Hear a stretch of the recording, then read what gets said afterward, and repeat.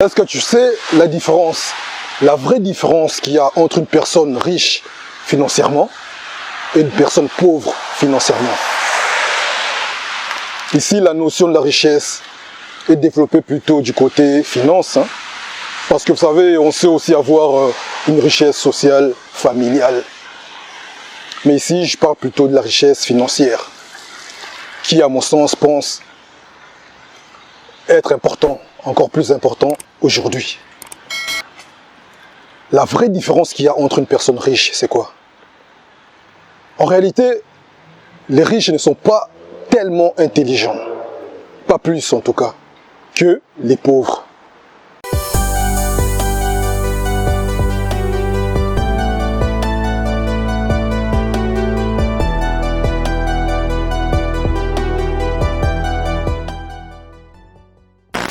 Je t'explique.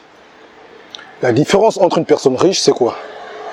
Ce n'est pas d'abord lié à ses finances, à combien d'argent qu'il possède en banque. Non, pas du tout. La richesse, c'est un état d'esprit. Ça, je pense que tu le sais. Bon, ici, l'image est sombre, mais il n'y a pas de filtrage.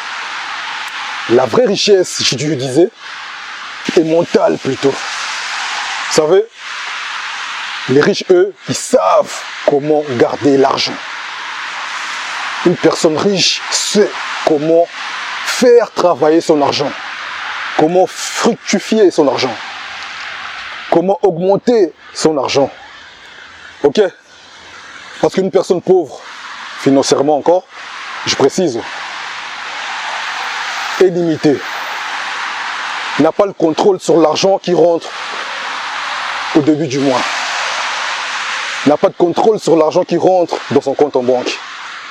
Une personne pauvre financièrement, il peut avoir 10 000 euros. Dans deux mois, même pas, ça peut finir. Tu peux donner 1 000 euros à une personne pauvre. Dans une semaine, même pas, tout sera consommé. Parce que l'éducation financière n'est pas au point. Parce que la personne pauvre n'a pas développé un mindset de riche. Parce que c'est de ça qu'il s'agit. Alors aujourd'hui, en tant qu'entrepreneur, en tant que personne qui veut se réaliser, en tant que personne qui veut mettre des projets en place, il est capital pour toi de développer une intelligence financière. Sans ça, ta boîte va couler. Sans cette éducation financière, tu ne pourras pas réussir. Ou peut-être 1 an, même pas. Et après, ça va couler.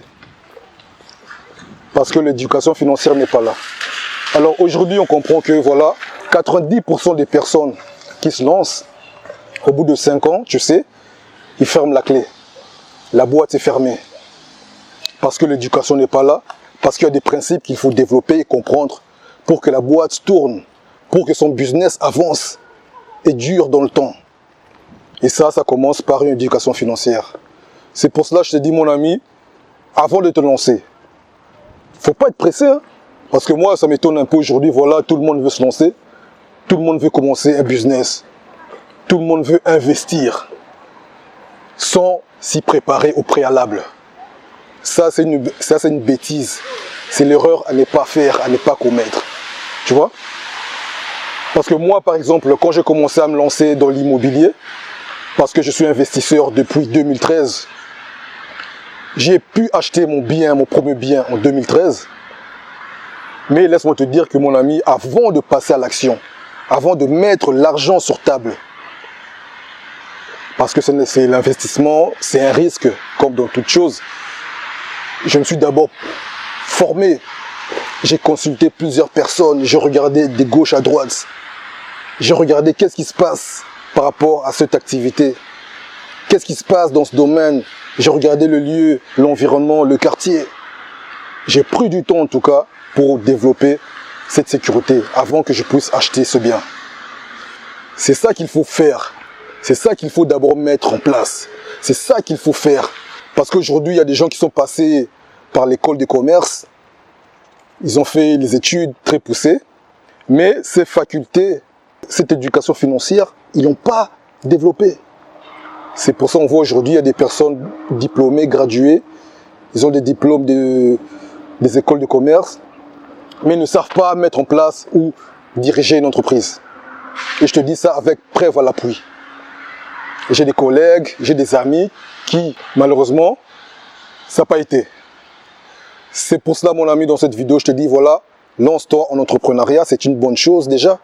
Mais avant cela, regarde, prends des renseignements importants au niveau de ta ville, de ton pays. Je ne sais pas dans quel pays tu vis actuellement. Tu te renseignes, tu passes des appels, tu fais des mails. C'est si simple que ça.